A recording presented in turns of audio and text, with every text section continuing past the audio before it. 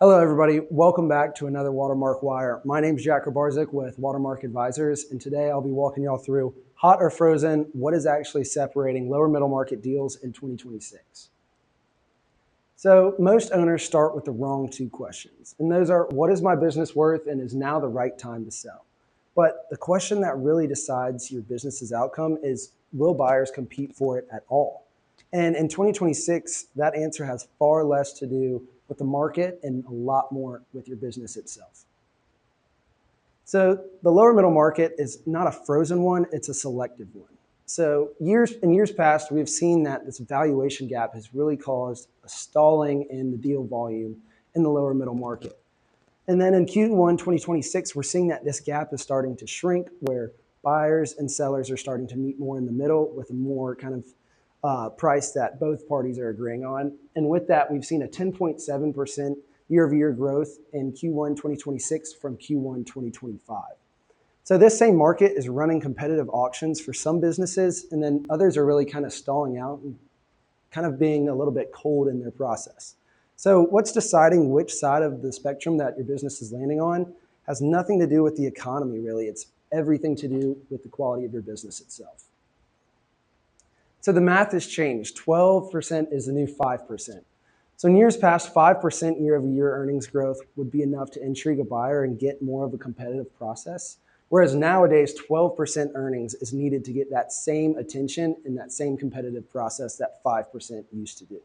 So this is because cheap debt and rising multiples, they always used to do kind of that heavy lifting, but now buyers have stopped paying for that potential and started paying premiums for certainty.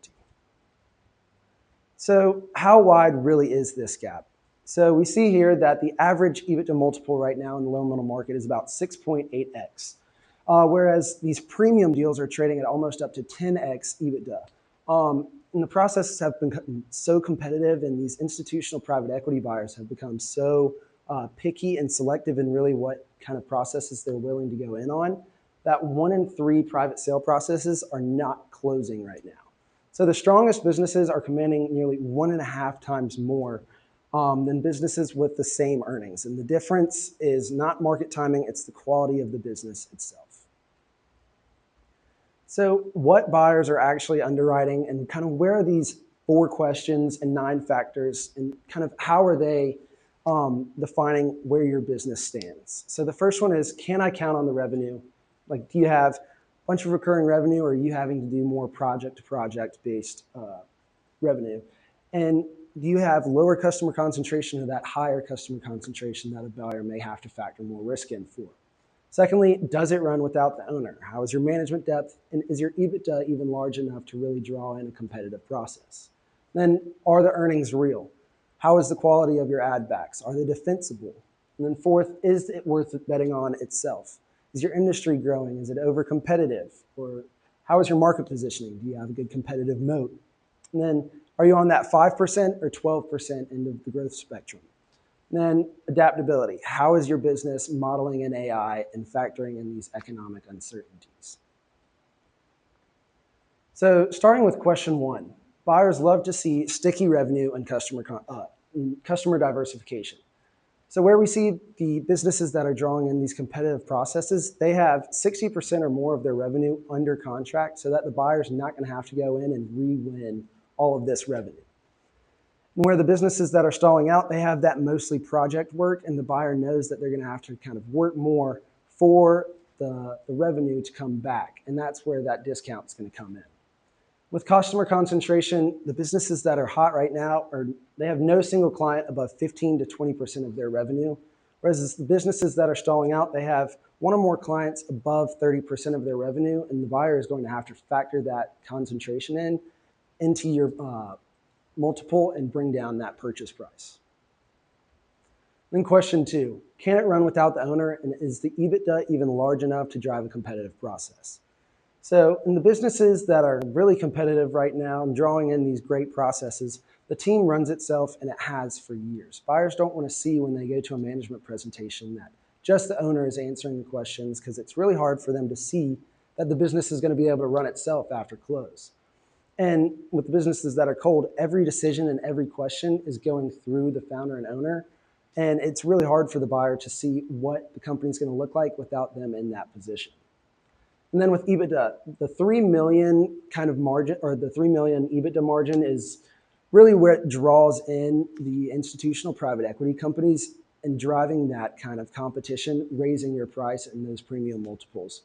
Whereas businesses that have below $2 million EBITDA, the buyer pool is thinning fast into those alternative acquirers that we talked about in a past wire, and it's not really driving that multiple up. It's kind of driving that multiple down. Then the number you report is not the number you keep. A lot of sellers get attached to that 28 million or whatever kind of number they see at the LOI.